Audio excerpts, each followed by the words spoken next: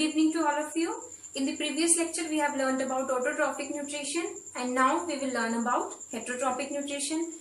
In heterotrophic nutrition, some plants, those do not have chlorophyll, they cannot carry out photosynthesis. Okay, so they need heterotrophic nutrition for their daily processes and needs. Okay, also animals and human beings also are heterotrophs.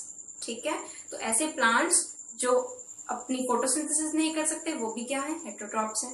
Okay, so कुछ heterotrophic nutrition और other modes of nutrition आज हम पढ़ेंगे. ठीक है, so first of all there is parasitic nutrition. What is parasitic nutrition? आपने सुना होगा पैरासाइट्स. पैरासाइट्स क्या होते हैं? जो किसी और होस्ट पर पूरा का पूरा डिपेंड कर जाते हैं और उसको नुकसान भी पहुंचाते हैं. कैसे? उसका सारा का सारा न्यूट्रिशन लेके. ठीक है, जैसे कि कसकटा बेल, अमर बेल. ठीक है, क्रीपर होती है कसकटा. ठीक है, वो एक ट्री के पूरे चारों तरफ क्या जाल जैसा बना लेती है और फिर वो उसी पर प्लांट पर ही या ट्री पर ही वो फीड करती है और उस ट्री को वो डिप्राइव कर देती है इंपॉर्टेंट न्यूट्रिएंट्स और नेसेसरी न्यूट्रिएंट्स से. ठीक है, तो इसमें जो ट्री है वो क्या हुआ, होस्ट, और जो कसकटा अमरबेल है वो क्या हुई, पैरासाइट हुई. ठीक है, तो इन दी पैरासिटिक न्यूट्रिशन एक को फायदा होता है और एक को नुकसान होता है. ठीक है, now next is insectivorous plant. सबसे बड़ा इसका एग्जांपल हमारे पास है pitcher plant, as you can see here. Okay, now what does pitcher plant do? देखो, पिचर प्लांट का एक मॉडिफाइड लीफ होता है. सिंपल लीव्स भी होते हैं उसके पास और उसका एक मॉडिफाइड लीफ भी होता है. ठीक है, अब ये मॉडिफाइड लीफ पर आप यहाँ देख सकते हो ये लिड है. It can close and open. जब यहाँ कोई भी आसपास कोई इंसेक्ट आता है, ठीक है, तो ये लिड ओपन हो जाती है और ये इंसेक्ट कहाँ चला जाता है, अंदर. ये इंसेक्ट को अपने अंदर ले लेता है.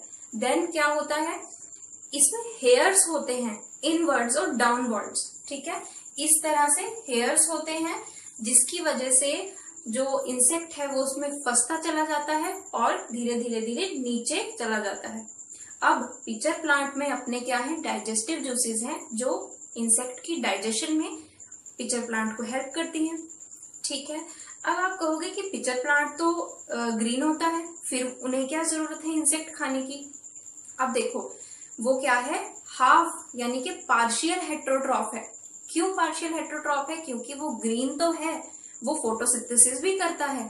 ठीक है, बट नाइट्रोजन की कमी के कारण उसे इंसेक्ट खाना पड़ता है. ठीक है, अब आप कहोगे नाइट्रोजन की कमी तो राइजोबियम से भी पूरी हो गई थी, लेकिन यहाँ पर क्या हुआ, जो पिचर प्लांट है ना वो कैसे एरिया में उगता है, स्वैम्पी एरिया. स्वैम्पी एरिया मतलब कि जैसे कि जहां पर बहुत ज्यादा पानी है, सॉइल कम है, जैसे कि कीचड़ जैसी जगह. ठीक है, अब वहां पर सॉइल कम है तो उसमें राइजोबियम भी कम है, उसकी वजह से नाइट्रोजन का ब्रेकडाउन तो हो ही नहीं पा रहा. तो प्लांट जो है डिप्राइव है नाइट्रोजन से. That is why to complete his need of proteins and nitrogen वो क्या करता है, इंसेक्ट्स को इनटेक करता है. ठीक है, clear. Next is saprotrophic nutrition. Saprotrophic nutrition का बहुत अच्छा एग्जांपल है, जैसे कि आपकी ब्रेड होती है, आप उसको 2-3 दिन खुले रख दोगे तो उस पर क्या उग जाएगी, फंगस उग जाएगी. ठीक है, अब वो कैसे उगती है? अब जो फंजाई के स्पोर्स है ना वो हमारी सारी एयर में प्रेजेंट हैं. जैसे ही उन्हें एक सुटेबल इन्वायरमेंट मिलता है, जैसे कि कोई भी मॉइस्ट इन्वायरमेंट जो थोड़ा सा भी गीला हो, अब मॉइस्चर भी तो प्रेजेंट है ना एयर में. आपने ब्रेड को 2-3 दिन खुला रख दिया, मॉइस्चर पकड़ लिया ब्रेड ने. ठीक है, तो फिर क्या करेंगे, वो जो फंजाई वाले स्पोर्स हैं वो एयर में से लैंड कर जाएंगे कहाँ, ब्रेड के ऊपर. अब वो लैंड कर गए, उन्हें क्या मिला, एक सूटेबल इन्वायरमेंट मिल गया और धीरे धीरे धीरे वो वहां पर ग्रो करने लगेंगे.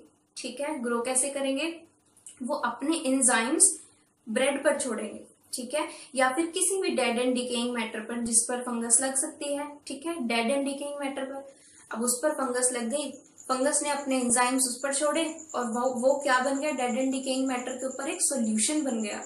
ठीक है, देन वो उस सॉल्यूशन में से न्यूट्रिएंट्स एब्सॉर्ब कर लेते हैं फंगस. ठीक है, तो फिर वो ऐसे अपना जो है प्रोसेस कैरी आउट करते हैं, ठीक है। तो सेप्रोट्रॉफिक न्यूट्रिशन क्या हुई, to take place on the dead and decaying matter, to feed on the dead and decaying matter, ठीक है।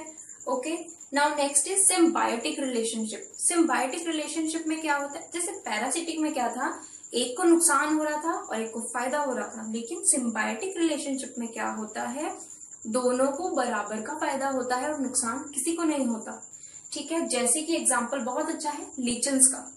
लीचन्स क्या होता है, लीचन्स मिलके बना है किससे, एक एल्गे से और एक फंगस से, ठीक है। एल्गे और फंगस क्या है, सिंगुलर वर्ड है, एल्गे प्लूरल है, फंजाई प्लूरल है, ध्यान रखना। अब एल्गे और फंगस से मिलके बना है लीचन्स। इस केस में क्या होता है, एल्गे क्या करता है, फूड प्रिपेयर करता है। एल्गे क्या है, ग्रीन प्लांट, ठीक है। आपने देखा है पॉन्ड्स में पैचेस बने होते हैं एल्गी के, वो ग्रो करते रहते हैं। कैसे ग्रो होते हैं, फोटोसिंथेसिस करते हैं ना वो, ठीक है। तो एल्गे क्या करता है, फूड प्रिपेयर करके फंगस को फूड प्रोवाइड करता है, और फंगस क्या करता है, इन रिटर्न प्रोवाइड करता है उसे शेल्टर, वाटर और मिनरल्स। तो ऐसे इन दोनों को एक दूसरे से फायदा हो रहा है, ठीक है। तो ऐसी रिलेशनशिप को हम बोलते हैं सिम्बायोटिक रिलेशनशिप। अब हमने लास्ट लेक्चर में भी पढ़ा था कि राइजोबियम क्या करता है, ट्री को या किसी भी प्लांट को, राइजोबियम स्पेशली प्रेजेंट कहाँ होता है, लेग्यूमिनस प्लांट्स के अंदर, जैसे कि दाल है, ठीक है, पल्सिस हैं, उन प्लांट की रूट्स में या उस सॉइल में प्रेजेंट होता है, वहां पर क्या प्रेजेंट होता है, राइजोबियम बैक्टीरिया, ठीक है। अब वो उसे क्या कर रहा है, नाइट्रोजन प्रोवाइड कर रहा है, और प्लांट उसे क्या कर रहा है, बाकी सब शेल्टर प्रोवाइड कर रहा है उसको, ठीक है, मिनरल्स भी प्रोवाइड कर रहा है। तो इसीलिए वो भी क्या हुई, एक सिम्बायोटिक रिलेशनशिप हुई जिसमें दोनों को बराबर का फायदा हो रहा है, ठीक है। ओके, नाउ एक और क्वेश्चन कि फर्टिलाइजर्स क्यों डालते हैं।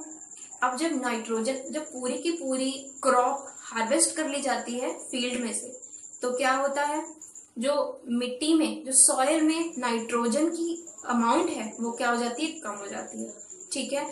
तो उस अमाउंट को फुलफिल करने के लिए क्या करते हैं, फार्मर्स फर्टिलाइजर्स एंड मैन्योर्स डालते हैं ताकि नाइट्रोजन की कमी पूरी हो सके, ठीक है। I hope this is clear, thank you.